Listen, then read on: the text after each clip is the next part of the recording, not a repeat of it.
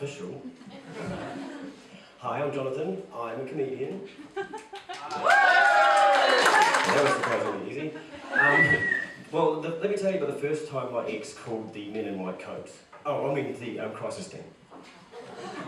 I was greeted with this lovely nurse. He was very, very nice, very kind, and he said, look, it's nothing to worry about. You know, a lot of people get anxiety and depression. He says 3 out of 5 people suffer from a mental illness.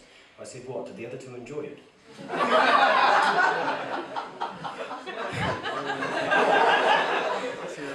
Yeah, he said I hadn't lost my sense of humour. But anyway, so they gave me some SSRIs. Now, there's serotonin reuptake inhibitors, I don't know, something. But the first lot they put me on made me put on weight. And it's like, I thought you were trying to make me get less depressed. The second lot they put me on gave me electric shock headaches. Don't get me wrong, it's kind of fun, but kind of not what you want. And the third ones, they gave me, they helped me visualise suicidal thoughts, something I'd never done before. So I told the doctor that one. He goes, well, we better take you off those pills, and you better start paying in advance. Anyway, so finally I ended up getting a proper diagnosis of ADHD. ADHD stands for attention deficit... Ooh, squirrel. Okay, so is anybody in the audience married? You lucky bastards! Do you know what the most common type of sex is when you're married? It's doggy style, but it's not the type you think. Normally I'm on all fours big and she's rolling over and playing dead. Oh. It's alright, it's fine, I'm recently separated by about 500 kilometres. It's alright. When I said to her I like it rough, I actually meant in bed, not in the relationship. Has anybody got any kids? Wow. I've got 3 boys, and you know, ADHD is genetic, so they're all crazy. Well, they're crazier than me because they've got their mum's genes too. But anyway, this isn't the first time I tried stand-up comedy. The first time I tried, they told me to sit down. But because I have opposition or defiance disorder, I refused.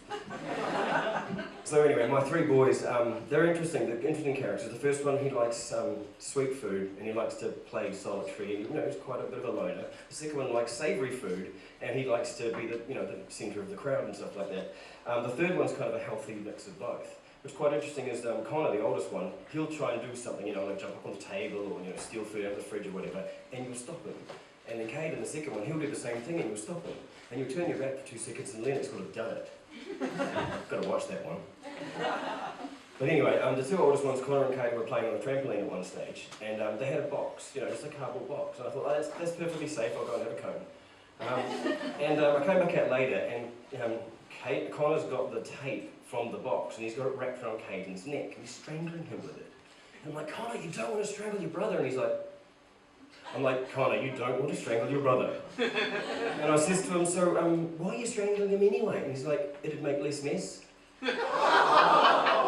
Technically correct is my favourite kind of correct, but luckily Linux was doing something else already, so dodge that one. Really got to watch that one. Did you ever stop to think and then forget to start again? Okay, so the second time that my wife called the psych team on me, she wanted to get me committed. And I was like, isn't marriage enough? But this time they diagnosed me as bipolar, and they wanted to put me on lithium. And I was like, I've read about ADHD, I'm actually pretty sure I'm ADHD. And I refused. And they said because I wasn't a threat to myself or anybody else, they'd let it go. So anyway, I was suffering from anxiety and depression at the time. And you know, sometimes I think the only reason I haven't attempted suicide is because I'm anxious that I'd fuck it up and make a mess. And that would upset my OCD. Anyway, the next time I saw my psychiatrist, I just went in there wrapped in glad wrap. And he goes, quite clearly, I can see your nuts. The next time, I was really distraught. I go in there and I'm like, dude, doctor, sometimes I feel like I'm a teepee. Sometimes I feel like I'm a wigwam. Teepee, wigwam, teepee, wigwam. He goes, calm down, you're too tense.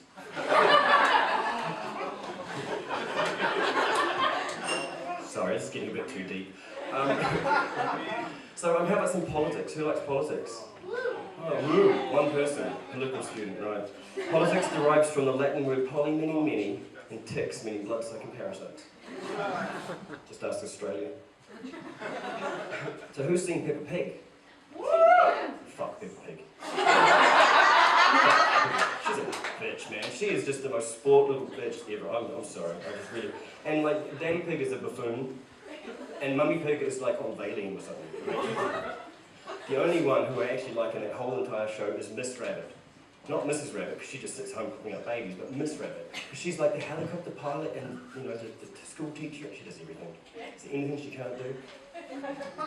Anyway, I haven't been given a flash, I'm still going. Okay, sweet. Right, so earlier this year I was talking to my mum.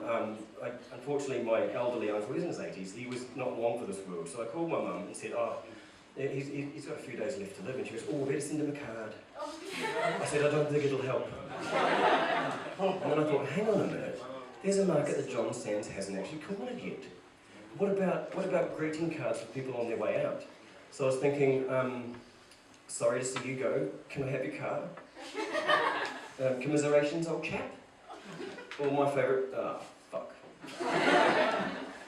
Honestly, the best thing about having ADHD is I finally have an excuse to talk about the voices in my head, out loud. It was interesting though, when I first got medicated for it, I had this new voice come in my head. I was dropping the kids off at school and this idiot just like in a car just hoomed past me around the outside, right? Around the outside. Around the outside. And normally, my normal response is, you fucker, and press you down. And then I was like, this voice popped in my head and said, you shouldn't do that. And I'm like, where did you come from? I've never heard you before in my life. And I was like, hang on a minute, you're awfully familiar. I know, you're that guy that shows up late and said you shouldn't have done that. But it's quite cool, I've actually started naming them, the voices in my head.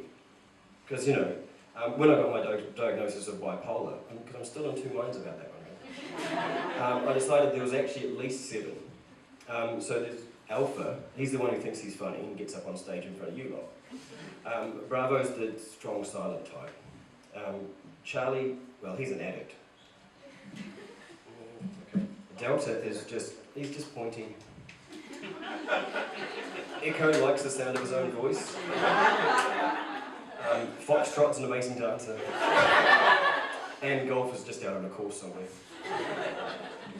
Anyway, I'm going to do, I'm still going? Okay, still going. You sure?